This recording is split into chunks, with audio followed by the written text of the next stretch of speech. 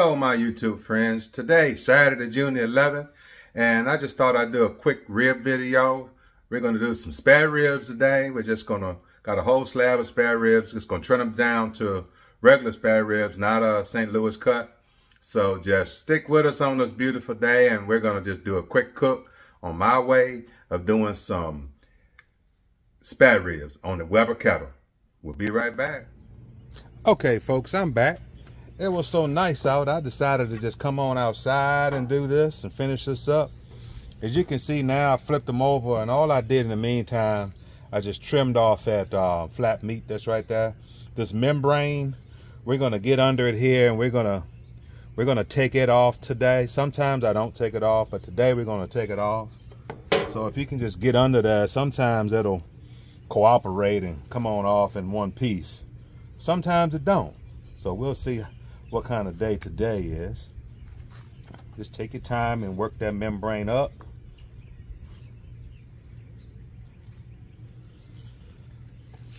I'll just pull it there. I'll pull it here. It's not doing one piece today, so we'll get it though. So just take our time here, get it up. Again, in a little spot here. Keep on working it. Takes a little time. Now, if you're doing many slabs of ribs, you know, you may not want to take the time to do this. Cook on them slow.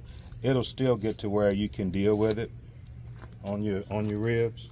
But since it's just one rib, rack of ribs, I'll just take my time. Take that membrane off. As you can see here. Take my time. You know, coming with cooking and whatnot, can't be in a hurry. Sometimes a little patience needs to come into play. On a beautiful Saturday like today. No hurry, no rush.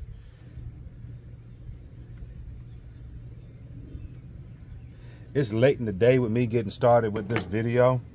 So hopefully I'll still have enough daylight left to finish it. Okay, that's good enough on that membrane. The rest of it, it'll cook on off.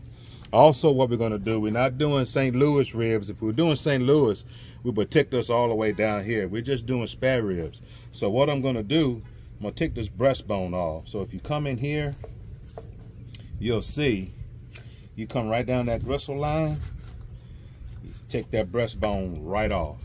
Save that, and you can use that to make sausage or make some pork stew. And what I'm gonna do down here, this little small flap right down here, I'm just gonna cut it off on this bone. Save that with that. Everything looks pretty good. So what I'm gonna do now is I'm gonna use a binder. I didn't show you my binder I'm gonna use. Today I'm using a little Lee & Perrins as a binder. You're gonna get that binder on here.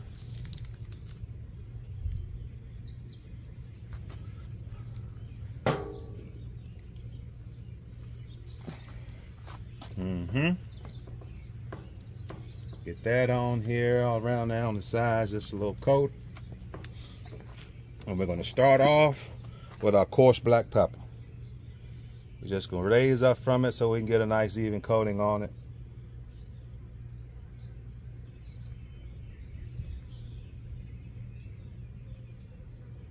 All right, we got the black pepper. Now we're gonna come back with the Kansas City.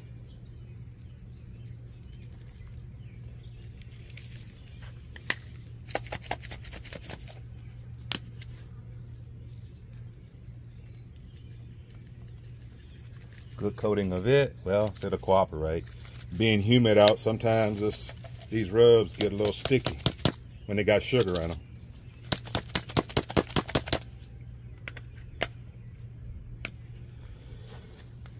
Oh, there we go. Get a good coating of this Kansas City rub on there.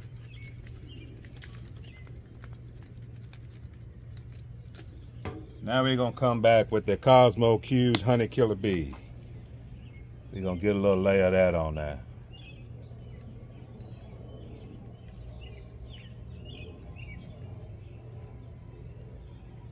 And then, folks, we're going to give that a little time to set up. After it sets up, we'll come back and we'll do the other side. Okay, folks, we're back on the other side. Again, we're going to give us that little bit of binder with that W sauce, Lee and Pine. Rub that in there. Get it spread all around on there. And here we're going to come with that coarse black pepper.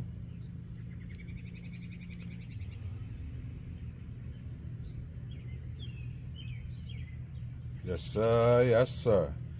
Got that coarse black pepper. And again, we're going to come back with that Kansas City. Kansas City rub, it's got a little sweetness to it as well. So that's what we're going with that today. Good liberal coating of that on there. Then we're going to come back with that Killer Honey Bees. Get a little layer of him on there.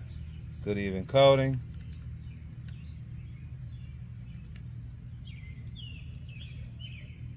And since I mentioned sweetness, what we're going to do today on this top side, I got some brown sugar.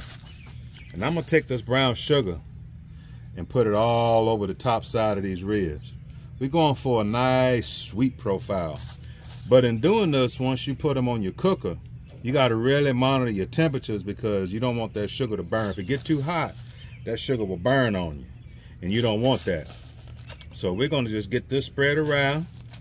Get it all covered up with this brown sugar. And then once we get this all done, then I'm going to get my Weber kettle set up while these spices soften up on these ribs and adhere to them. And once I get that done, folks, I'll bring you back and we'll get these things cooking. Okay, folks, we're back. As you can see, I got my fire started. Over here in this corner, I got a small fire going. I got a couple briquettes in here that's lit and starting this. Got some cowboy lump charcoal working back this way, so we'll gradually, slowly burn that way. Got a few pieces of pecan wood in there to give us that smoke.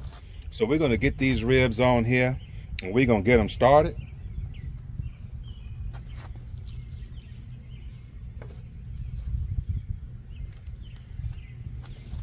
All right, people, as you can see, got them on here. We're going to get them shaped. I put the bone side to the fire there because it can take a little more heat than this thick flat meat side. So I put the bone side to that. We got them in here to rest. You can see how much moisture they accumulated by sitting and resting with those spices and that sugar on there. So we're going to shut her down and let her get started. So folks, we'll bring you back in about an hour, hour and a half, and we'll take a look at them and see what they look like. Hang tight, people. Okay, people, I'm back. It's been about an hour and 10 minutes or so, hour and 20 minutes. So we're going to, somewhere around in there. So we're going to take a look at these ribs. First time we open it up, let's take a peek and see what we got. Oh, my goodness. Look at them bad boys coming along. Looking good, looking good. Fire's poking along. As you can see, my bark not set up real good yet. It's still nice and moist. So what I'm going to do is I just wanted to take a look, first look at them. We see how they look. And again, as you can see on my fingers there, my bark is not quite set up good. So we're going to just let them go. We're going to let them go on a little longer and see how they do. They have to shut down for those fire shoot up on me. So we're going to shut her back down and see how she goes. All right, people, we'll bring you back in a little while. Take care now. All right, folks, we're back here checking on these ribs. Right now, they've been about another 45 minutes, 50 minutes on here. So they got the color I want. So what I'm getting ready to do now, I'm going to wrap them up. And once I wrap them up, I'll bring you back once I start to do my wrap just to show you how I wrap them. So, folks, just hang tight and we'll be back in a shot. All right, folks, I got you back here. As you can see, I got them off the grill. Got them on a double layer aluminum foil. And all I'm going to do is just give them a little shot, a little spritz of this right here, this spray butter. Just to put a little bit on top right here because we already got sugar on them. So I don't want to add too much right now. So I'm just going to add a little of this just for a little moisture on them.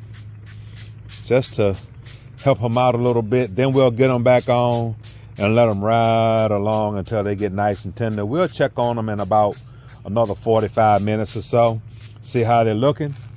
And after that, folks, all we're gonna do is we're gonna wrap them up. As you can see there, wrap them up. Get them all nice and tight in there like that. Get that seal on them. Wrap this other layer up. Get them in a nice little package here. Just like that, people. And then we'll get them back on that grill and let them ride along until they get good and tender. So, folks, we'll bring you back. All right, people, we're back. As you can see, my motto is eat, drink, and barbecue. Carlton's Grill. So right now we got those ribs off, people, and we're gonna open them up and take a look.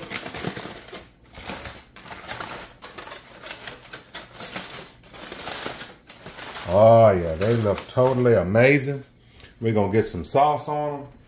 And since it's gotten dark on me, what we're gonna do is we're gonna put them in the oven to just tack up that sauce on them.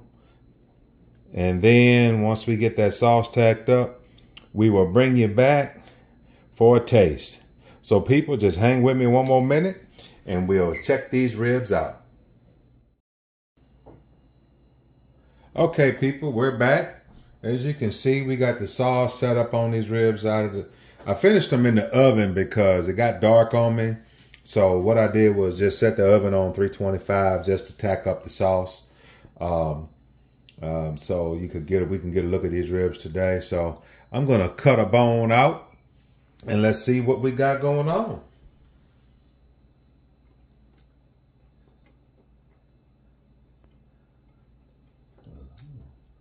Let's see, there we go. You know, spare ribs, sometimes they cut on an angle, not straight. So just got to find the right angle there. They're piping hot right out of the oven.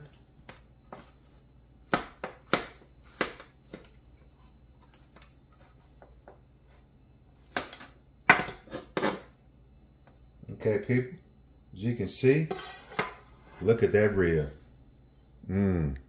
Looks pretty good. Looks pretty good.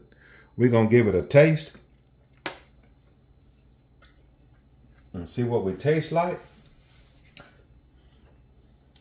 Let's see here. Folks, look at that bite. Beautiful bite to the bone. Come right off. Not fall off the bone, but just so tender and delicious. People, that's a good rib.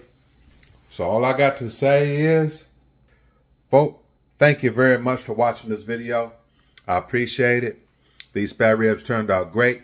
Just a nice little Saturday evening cook on the Weber kettle with some spare ribs. As you can see, you don't need a bunch of fancy equipment to make a good rib. So just using some good techniques and taking your time. And as always, folks, just keep your grill smoking and put out some good food. So folks, like and subscribe, and I really appreciate you. Thank you for watching.